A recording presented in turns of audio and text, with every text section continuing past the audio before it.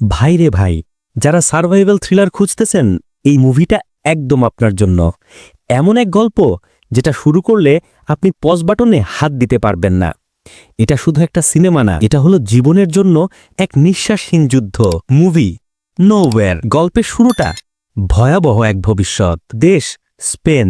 সময় ভয়ঙ্কর এক দুর্ভিক্ষের পরের যুগ। পৃথিবীর অবস্থা এমন, খাদ্য নেই, পানি নেই। সরকার নিজের নাগরিকদেরই বোঝা মনে করে। বৃদ্ধরা, নারী, শিশু, গর্ভবতী মা কেউই নিরাপদ না। জনসংখ্যা কমানোই একমাত্র সমাধান।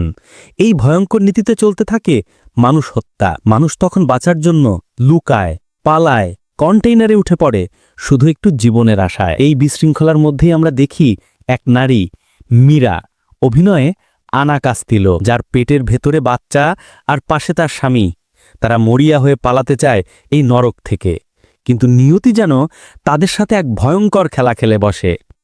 বিচ্ছিন্নতা আর ভয়ের শুরু। পালানোর সময় বিশৃঙ্খলার মধ্যে হারিয়ে যায় মীরা আর তার স্বামী।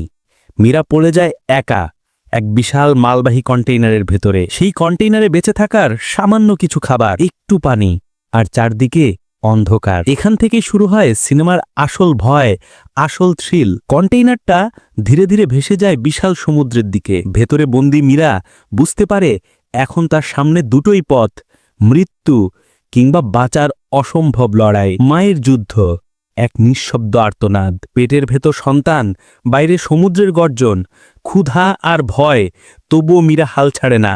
সে খুঁজে নেয় আশার প্রতিটি ছোট্ট টুকরো। জলের বোতল শেষ হয়ে গেলে সে বৃষ্টির পানি জমায়, প্লাস্টিক ছিঁড়ে নিজের কাপড় শুকায়, আর ভেতরের মাতৃত্ববোধ তাকে বাঁচতে শেখায়।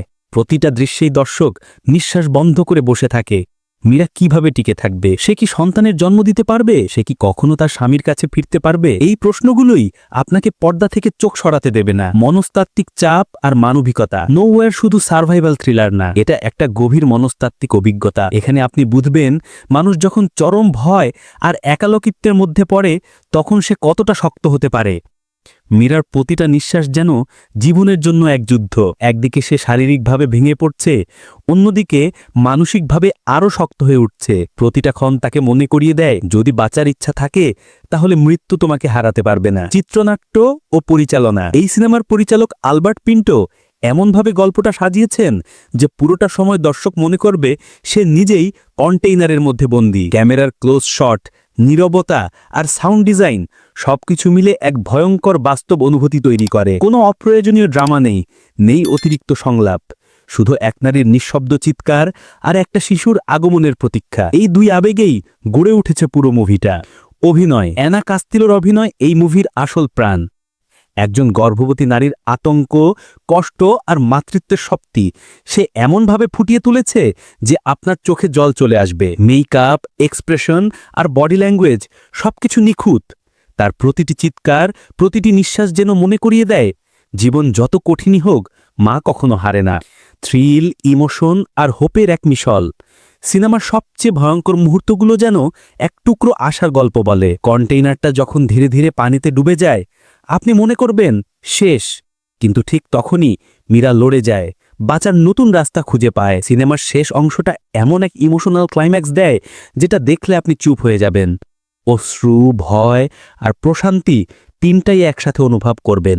শেষ কথা, নোওয়্যার দেখলে আপনি শুধু একটা থ্রিলার পাবেন না, পাবেন মানুষের টিকে থাকার অবিশ্বাস্য গল্প। একটা কন্টেইনার, এক মা আর বিশাল সমুদ্র, এই তিনটা জিনিস মিলে তৈরি হয়েছে এক অসাধারণ সিনেমা। এটা সেই টাইপ মুভি যেটা শেষ হওয়ার পরও মাথায় ঘুরতে থাকবে, আমি হলে কি বাঁচতে পারতাম। এই সিনেমা প্রমাণ করে জীবনের সবচেয়ে অন্ধকার মুহূর্তেও আলো খুঁজে পাওয়া যায়।